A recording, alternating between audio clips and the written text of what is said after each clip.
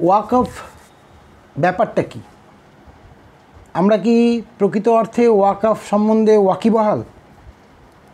যদি আমরা সত্যিকারের ওয়াকিবহাল হতাম তাহলে হয়তো রাজ্যে এই ধরনের হিংসাত্মক ঘটনাগুলি ঘটতো না। আজকে আমি ছোট্ট করে ওয়াকফ এবং ওয়াকফের যে কেলেঙ্কারি সেটা থেকে মাননীয় প্রধানমন্ত্রী শ্রী নরেন্দ্র মোদীজি কীভাবে দেশকে রক্ষা করতে চাইছেন সে বিষয়ে একটু উল্লেখ করব। তাতে যদি সমাজের কোনো উপকারে আসে তাহলে আমি নিজেকে ধন্য মনে করব। নমস্কার, আমি তুষার ভট্টাচার্য আর আপনারা দেখছেন আমার ছোট্ট YouTube channel state speaks. State speaks আপনাদের মনের কথা বলে, আপনাদেরকে ভাবতে সাহায্য করে। আমরা বাঙালিরা ভাবতে ভুলে গেছি, ভাবতে কিন্তু আমাদের হবেই। আর আমরা যদি ভাবতে সত্যিই ভুলে গিয়ে থাকি বা ভুলে যাই তাহলে আগামী প্রজন্মকে কিন্তু আমরা সঠিক জায়গায় বা সঠিক রাস্তায় নিয়ে যেতে পারবো না। তাই আসুন আমরা একটু ভাবি। আজকে আমার এখনকার পর্যায়ের ভাবনার বিষয় হচ্ছে ওয়াকফ। ওয়াকফ মুসলিমদের সম্পত্তি ঘটিত ব্যাপার। কি সম্পত্তি ঘটিত ব্যাপার?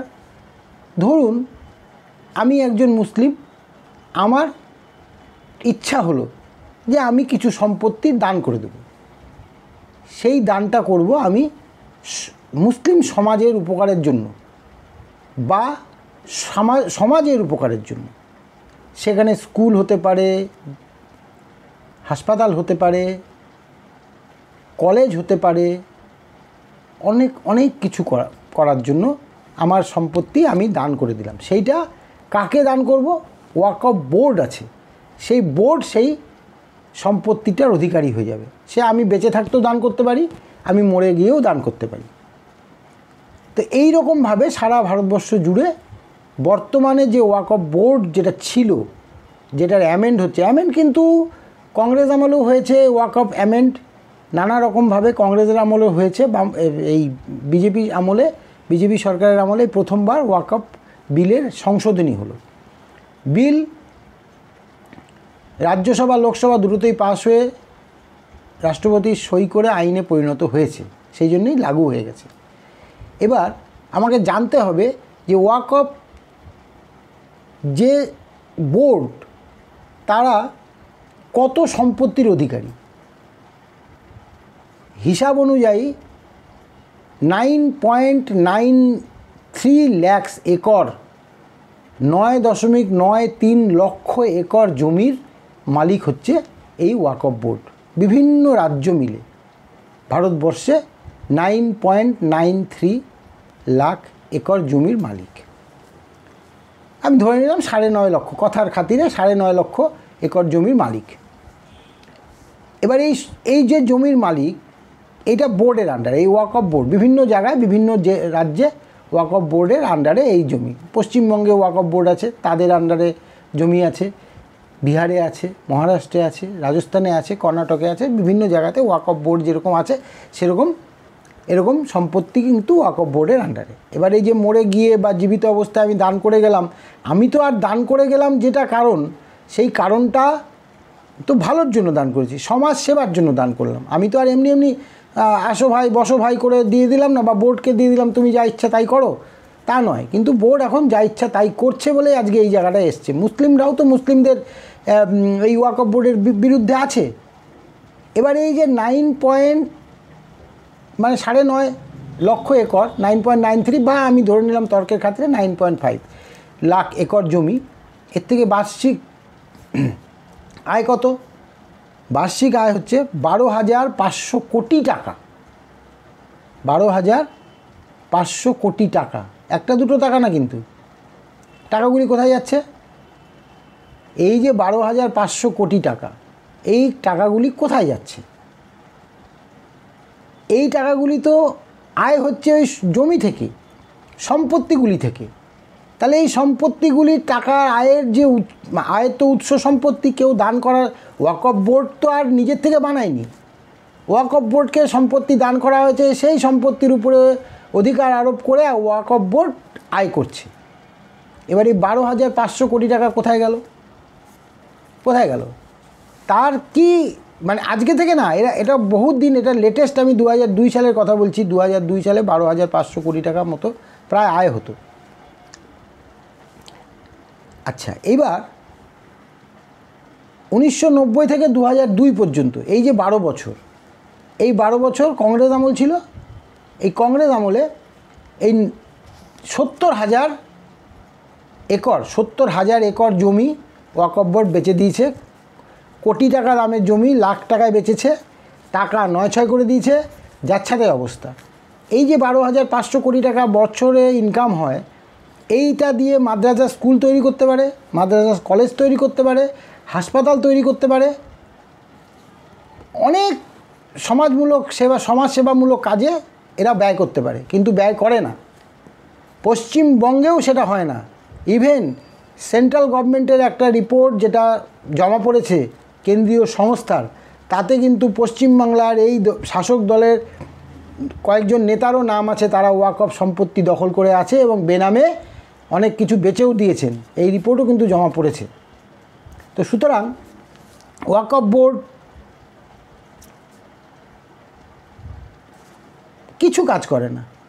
এবার কি হয়েছে, মোদিজি এটাকে পাস করেছে। যেহেতু মোদিজি করেছে, মোদিজির এগেনস্টে কথা বলো, মোদিজির এগেনস্টে কথা বলো। আরে মোদিজি করেছে, মোদিজি ভারতবর্ষকে তৃতীয় অর্থনৈতিক ইয়েতে নিয়ে যাচ্ছে। মোদিজি কাশ্মীরকে ঠান্ডা করে দিল, আর এইটা ঠান্ডা করতে পারবে না? এটা তো মোদিজি চুটকির ব্যাপার, এটা মোদিজি ইজিলি করে দিবে, এটা নিয়ে কোনো চাপ নাই। এই ওয়াকফ মানতেই হবে আইন, আর এই ওয়াকফ আইন আনলে প্রচুর 2 নম্বরই ধান্দাবাজ ইমাম থেকে শুরু করে অনেক রাজ্যের নেতামন্ত্রীরা এই জমি দখল করে বসে আছে, তাদের হয়ে যাবে বিপদ। আর সেই বিপদের গন্ধ পেয়েই তারা উস্কানি দিতে শুরু করেছে নিচু তলায় যারা অশিক্ষিত মুসলিমগুলি আছে, যারা অর্ধশিক্ষিত হয়ে আছে, যাদের শিক্ষার আলো পৌঁছানো দেয়নি। মুসলিম সমাজকে তো কোনো রাজ্য, কোনো সরকার সঠিকভাবে শিক্ষাই দান করতে চায় না। আজকে ওরা যদি শিক্ষিত হয়ে যায়, তাহলে শাসক দলের ভোট ব্যাংকটা কমে যাবে, তারা ভোটটা পাবে না, প্রকৃত চিন্তা ভাবনা করে ভোট দেবে। আজকে শিক্ষিত মুসলিমরা কিন্তু কখনোই ফাঁদে পা দেয় না, তাদের মধ্যে কোনো জিহাদি হয় না, তাদের মধ্যে কোনো আতঙ্কবাদী হয় না। দেখবেন ওদের দুটো ভাগ আছে, শিয়া সুন্নি দুটো ভাগ আছে। এরা কিন্তু যারা শিক্ষিত হয়ে যায়, শিক্ষিতর সংখ্যা বাড়ছে কিন্তু খুবই কম বাড়ছে। আজকে পশ্চিমবাংলায় ইমাম ভাতা দেওয়া হয়, আমি জানি না আরও হয়তো কোনো রাজ্যে দেওয়া হতে পারে, কিন্তু আমি পশ্চিমবাংলায় যেহেতু থাকি এইখানকার কথাটাই বলছি। ইমাম ভাতা দেওয়া হয় 2,500 টাকা করে মনে হয় ইমাম ভাতা দেওয়া হয়। কেন ওয়াকফ বোর্ড থাকতে ইমাম ভাতাটা দেওয়া হবে কেন? আমি কোশ্চেনটা তুললাম। ওয়াকফ বোর্ড তার যে আয় হচ্ছে সেখান থেকে ইমামদের ভাতা দিচ্ছে না কেন? সরকারকে কেন দিতে হচ্ছে? সরকারকে কেন ইমাম ভাতা দিতে হবে? ওয়াকফ বোর্ডটা তাহলে কী জন্য? ইমামদের তো ডেভেলপমেন্ট করার জন্য, ওদেরকে আপলিফ্ট করার জন্য, যারা দরিদ্র সীমার নিচে আছে তাদেরকে আপলিফ্ট করার জন্য ওয়াকফ বোর্ডে সম্পত্তি বিক্রি করে দিচ্ছ। এক একটা বোর্ডে 30 বছর 40 বছর ধরে একজনই সেক্রেটারি, একজনই মেম্বার, একজনই যা খুশি তাই চলছে। এটাকে মোদিজি মেনে নিতে পারেনি, আর মোদিজি মেনে নিতে পারেনি বলেই এই বিলটা কিন্তু আজকে না, অনেক দিন ধরেই এই বিলটা আনার চেষ্টা হচ্ছে, নানা রকমভাবে বিভিন্ন কারণে আটকে যাচ্ছিল। আজকে সেই বিল এখন সেই বিলটাকে আইনে পরিণত করা হয়েছে, তো মানতে হবে। আমি ভারতবর্ষের আইন মানি না মানে আমি সংবিধান মানি না, এটাই হবে। আমি যদি এখন বলি আমি এই মানি না, 144 ধারাকে 163 ধারা করা যায়, মানি না, আমাকে ছেড়ে দেবে? ছেড়ে তো দেবে না, ওটা তো আইন, সংবিধানকে মানতে হবে। তো সুতরাং যে কেউ গাজোয়ারি করে বলতে পারে, এগুলি হচ্ছে লোককে আরও উস্কানিমূলক কাজে ঠেলে দেওয়ার একটা উদ্দেশ্য, যে আমি মানি না। যেই বলুক, যে সরকারই বলুক অন্যায় কাজ করছে এটা, কারণ এটা করতে পারে না। তো ওয়াকফ বোর্ডের সম্পত্তিটাই হচ্ছে আসল। ওয়াকফ বোর্ড কিন্তু আমি যে তথ্য দিলাম 1990 থেকে 2002 70,000 একর জমি বেচেছে, তার টাকার কোনো হিসাব নেই, কেউ হিসাব দেয় না। এই বোর্ডের কোনো সেই মতো হিসাব নিকাশের ব্যাপারই নেই। এইসব জেনে গরিবদের উপকারের বদলে বড়লোকরা আরও বড়লোক হয়ে যাচ্ছে এই ওয়াকফ সম্পত্তির অধিগ্রহণ করে। নানা রকমভাবে লিজ দিয়ে দিচ্ছে, কম পয়সায় লিজ দিয়ে দিচ্ছে, যাকে তাকে লিজ দিয়ে দিচ্ছে। ডেভেলপমেন্ট করো, দেশের উন্নতি করো। তুমি 12,000 মানে সংখ্যা বলছে, তথ্য বলছে যে 12,500 কোটি টাকা করে বছরে তোমাদের বোর্ড, ওয়াকফ বোর্ড টোটালি আয় করে। তাহলে 12,500 কোটি টাকা is not a matter of jokes, huge amount. তো সেই অ্যামাউন্টটাকে কেন করা যাচ্ছে না, ইউটিলাইজ করা যাচ্ছে না? কেন একটা ভালো মাদ্রাসা, ভালো ভালো মাদ্রাসা, স্কুল, কলেজ তৈরি হচ্ছে না? ভালো হসপিটাল তৈরি হচ্ছে না কেন? চ্যারিটেবল ইনস্টিটিউট তৈরি হচ্ছে না কেন? ইমামদের ভাতা দেওয়া হচ্ছে না কেন? ভালো শিক্ষা খাতে ভালো রকমভাবে ব্যয় করা হচ্ছে না কেন? আরও অনেক ডেভেলপমেন্টের কাজ আছে দেশের জন্য, অনেক কিছু করা। আমি তো শুধু মুসলিমদের পয়সা, মুসলিমদের খাতেই বললাম, আরও অনেক কিছু করা যেতে পারে, অনেক কিছু করা যেতে, শিক্ষামূলক, সেবামূলক অনেক আছে। কিন্তু সেইটা কি করে? একটা জায়গায় করেনি। এইটা মোদিজি ধরেছে, আজকে মোদিজির এগেনস্টে এইসব কথা হচ্ছে। কিন্তু মোদিজি হচ্ছে মোদিজি তৃতীয় বিশ্বের অর্থনীতিতে নিয়ে গেছে এই যে রাজ্য, এই দেশকে। কাশ্মীরের মতো সমস্যার সমাধান করে দিয়েছে। তো সুতরাং ভাবলে ভুল হবে। ওই কিছু কিছু জায়গায় সাময়িক অশান্তি তৈরি করবে, যারা জমি দখল করে রেখেছে, যারা পয়সা নিয়ে পয়সাকে নয়ছয় করেছে, এই ওয়াকফের টাকা, সম্পত্তি টাকা নয়ছয় করেছে, তারা তো গা জ্বলবেই। আমি হলে আমারও জ্বলতো, আমার তখন মোদিজিকে ভালো লাগতো না, এটা স্বাভাবিক কথা। কিন্তু মোদিজি করে দিয়েছে, করে দেখিয়ে দিয়েছে। ওয়াকফ 3 তালাকও এটা মুসলিমদের অনেক অনেক কিছু। আজকে বাংলার বিজেপি মুসলিমদের এগেনস্টেই কথা বলে যাচ্ছে। তারা যদি প্রধানমন্ত্রীর যে মানে স্কিমগুলি আছে মুসলিমদের উন্নতির জন্য, সেই স্কিমগুলি নিয়ে ঘরে ঘরে যেত মুসলিমদের, আমার মনে হয় অনেক ভালো ফল পেত বিজেপি। কিন্তু তারা না করে বাটেঙ্গে তো কাটেঙ্গে, এক रहेंगे তো সেফ रहेंगे, এই যে নানা রকম উস্কানিমূলক বা ধর্মমূলক বা হোয়াট এভার মেবি এই ধরনের কথাবার্তাগুলি বলে, এটা দেখুন। আর যাই হোক, সম্প্রদায়টা তো আলাদা, তারা সঠিকভাবে নেয় না, আমার মনে হয় তাই। তো সুতরাং ওয়াকফ নিয়ে আমি যতটুকু আমার জ্ঞান সেটুকু জানালাম। সম্পত্তি নিয়েই সমস্যা।